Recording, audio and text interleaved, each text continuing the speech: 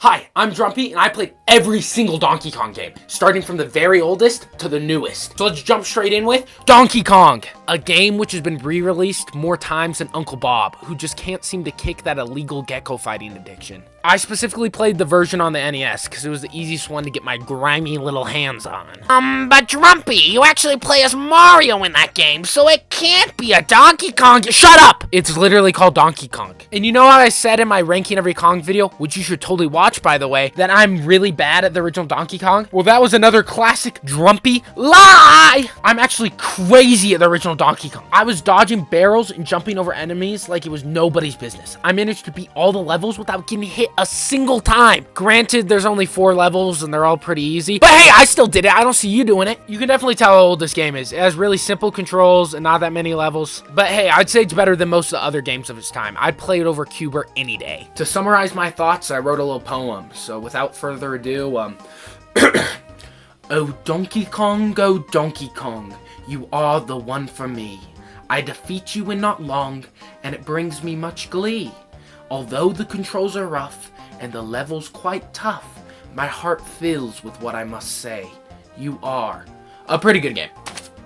Donkey Kong Jr. I've seen the negative response to my past Donkey Kong Jr. slander, and you know what? I still stand by it. This guy is just so boring. His game's pretty good though. It's definitely a step up from the OG Donkey Kong, which is already a pretty solid game. Of course, it's still an old arcade game, so you get the usual suspects of janky controls and unforgiving level design, but it's honestly not that bad. I got through it pretty easy with only a minor hiccup to these stupid birds. Whatever psychopath decided to put these birds in the second level, I'm gonna come and find you. Really not much more to say. If you're curious about the game, I recommend that you legally obtain the game and play it for yourself. It's a fun time and holds up surprisingly well. 4 bananas! Oh wait, this isn't a ranking video.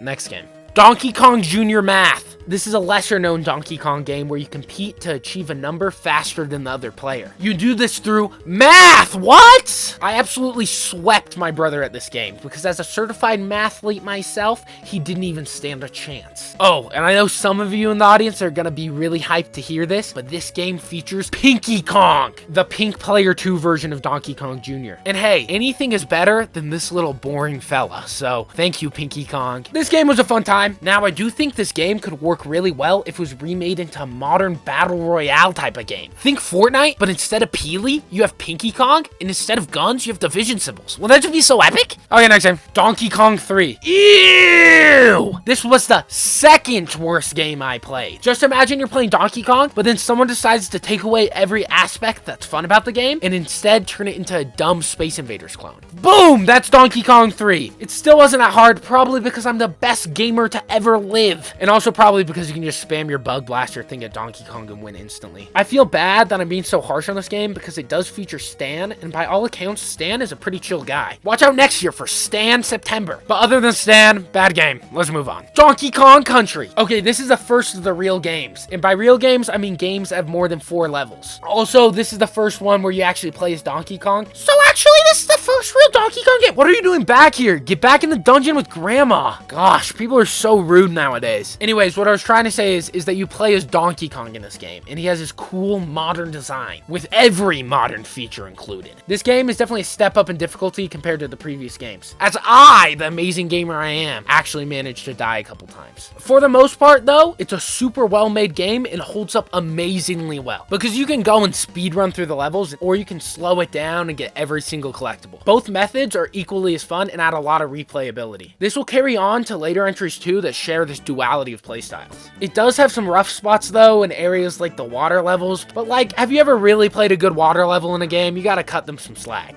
Oh, and I did this painting showing my thoughts on the game. Yippee! Donkey Kong Country 2, Diddy Kong's Quest. Now, I have to say this, I did not like this one as much as Donkey Kong Country 1. It's still a really good game compared to your average game, and it's well worth playing. It just didn't hit the same as the first one for me. The obvious downgrade is that you don't get to play as Donkey Kong anymore, which is always disappointing. But I feel like the gameplay was also slowed down compared to Donkey Kong Country 1. Which the slower pace isn't necessarily bad, but I just liked it better in the first game. But at the end of the day, it's more of the same as Donkey Kong Country, and it's a very good game. Oh, and Funky Kong reaches its peak cool coolness in this game. He must have some funky fresh warlock magic to float on that surfboard in the air. Speaking of surfboards, Donkey Kong Country 3, Dixie Kong's Double Trouble. Sorry, that transition actually makes no sense because Funky Kong doesn't even have a surfboard in this game. But Donkey Kong Country 3 was my favorite of the first 3 Donkey Kong countries. I think they really nailed the gameplay down in this entry. Oh, and Dixie and Kiddy Kong both have unique abilities which add a lot to the gameplay. I really like Dixie's helicopter hair because it allows for a lot of cool platforming, and I like how dominantly Kiddy Kong stands. He would absolutely cream you in a fight. And this, in combination with some of the best level design in the series, makes this game the peak of the Donkey Kong Country series for me. Good thing this trend of good games continue and we don't get a game like Donkey Kong 64. How did the same people who made this make this? You know how I said earlier that Donkey Kong 3 was my second least favorite game? Well, this is my first least favorite. I really think Donkey Kong 64 is worse than Donkey Kong 3. What frustrates me most about this game is that I don't even know what to do to fix it, because every aspect of the game is just so bad. It attempts to be a puzzle platformer collectathon, similar to like Banjo-Kazooie, but it fails at every aspect of the name. First off, the puzzles are either boring or nonsensical. The most puzzling thing about this game is how it ever got released. Next is the platforming, which is definitely the worst offender, because all the lackluster puzzles and other problems with the game could be ignored if the world was fun to move around in. But nope, moving around Donkey Kong feels like Mario 64 if you decided to give Mario cement shoes and a camera operator who has less brain cells than you on your last math test. All these aspects then culminate in it being a collectathon, because there is just so much to collect. And these aren't just optional things. Oh no, you have to collect hundreds and hundreds of bananas to progress through the game. And this is for each individual character. So then you'd assume you can just swap at any time, right? Because you don't want to have to backtrack and swap characters all the time. Nope, don't worry, you definitely have to backtrack. This means you have to go through the awful platforming and puzzles every time you change characters. Playing Donkey Kong 64 makes me feel like Sisyphus, but instead of pushing up a boulder, I'm pushing up Donkey Kong's fat butt up a mound of endless bananas. Donkey Kong does get a gun though, which is pretty sick. You don't mess with DK and his crew, or else the coconut gun will be the last thing you ever see. Boom! Donkey Konga. We really went from the bottom of the barrel to peak Donkey Kong. Just kidding, this definitely isn't peak Donkey Kong, but it is the most different Donkey Kong game, because it's actually a rhythm game, so the gameplay consists of this.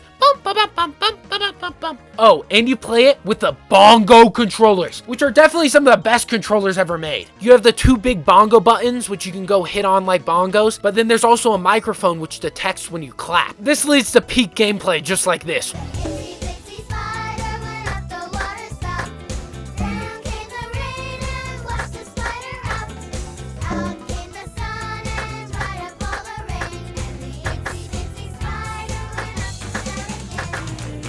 Playing this game was pretty fun, especially when I got to play the versus mode, because I was able to destroy all of my friends. And let's just say, I don't have any more friends. And apparently, being amazing at Donkey Konga isn't as respected as I thought it would be. Instead of getting praised by my classmates, I just got shoved into lockers. But hey, none of them can play the DK rap as good as I can. So who really wins? Anyways, there's only one other game that uses the bongo controllers, and that game is Donkey Kong Junglebeat. This is my favorite Donkey Kong game, and not because it's fundamentally a very good game, but because it's the most fun to play. As I already mentioned, the game uses the bongo controllers, which simply seems insane considering that this game is a platformer. How would you play a platformer with bongos? And the answer to that question is in a very fun and creative way. The use of the bongos changes the game into something completely unique, a rhythm-based platform. And although this mix of genres may sound weird, because it definitely is weird, it actually works really well. You know how I was saying that the first Donkey Kong has like the 2 play styles, either going slow and grabbing all the collectibles, or blasting through all the levels as fast as you can? Well, if DK64 is the furthest extent of the collectible aspect of Donkey Kong, then Junglebeat is a deep dive into the speed. It becomes so fun when you get into the rhythm of the game and are just jumping from place to place, drumming on your bongos,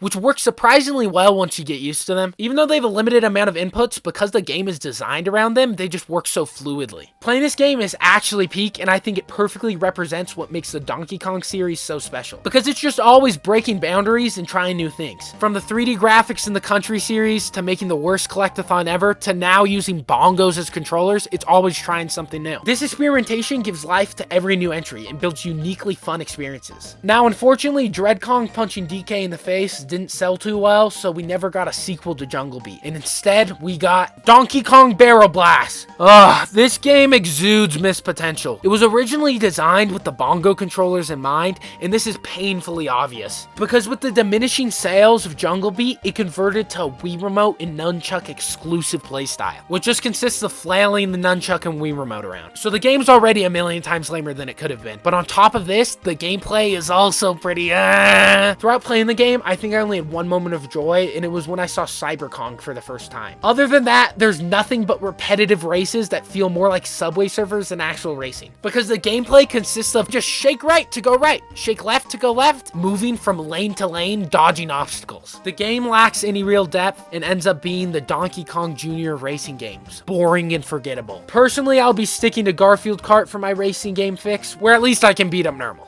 Donkey Kong Country returns. After the awkward decade of Donkey Kong games, Country Returns serves as a return to form for the series. It goes back to the fundamentals of Donkey Kong Country, with its fun movement and great level design. And this game elevates itself among the best Donkey Kong games ever. As I played the game, I was flooded with memories of watching my dad play it for the first time, and being mesmerized by how seamlessly the secrets were integrated into the gameplay. It felt like every bit of the level was holding something special. Now that I have a more developed frontal lobe, I realize this is the result of immaculate level design, which makes every aspect of the game feel fluid and fun. Collectibles aren't hard to find while still feeling clever, and levels are challenging while still being fair. I find it to be a perfectly balanced game in almost every aspect, and it takes what made the original Country games so fun and brings them into a modern era. Okay, but enough glazing. I do have one big problem with the game. They removed Swanky Kong. Justice for my boy Swanky. He will not be forgotten. Donkey Kong Country Returns, Tropical Freeze. It's essentially a direct upgrade from the previous game. It still has the same super fun movement and level design, but you have 2 more companions to work with. Along with Diddy Kong, you also have Dixie and Cranky Kong. If only there was a way you could play as Funky Kong. It's also a little harder than the previous game, and I almost game overed a couple times while playing. But playing it mostly felt like playing more Country Returns, which is definitely a good thing. But this is where we get into some unfortunate news. This is the most recent Donkey Kong game. So Tropical Freeze came out in 2014, and then the next entry in the Donkey Kong series came out never. So we haven't gotten a new Donkey Kong game in an entire decade. And this is honestly a tragedy, because although Donkey Kong Tropical Freeze is a really good game, it's soured by the fact that it's the last in the line of games. So this is my plea. Please, Mr. Nintendo, make another Donkey Kong game. Oh, and if you can make it a sequel to Junglebeat, that'd be pretty cool. Okay, that's every single Donkey Kong game. Yeah, but this video took like literally forever, so make sure to subscribe so you can see more Donkey Kong December videos. Oh, and if you don't know what Donkey Kong December is, I have a whole playlist with all my Donkey Kong December videos in them, and they're all well worth a watch. But anyways, I've been Drumpy. There's a video there, and maybe subscribe. I don't know. Okay, see you later. Bye.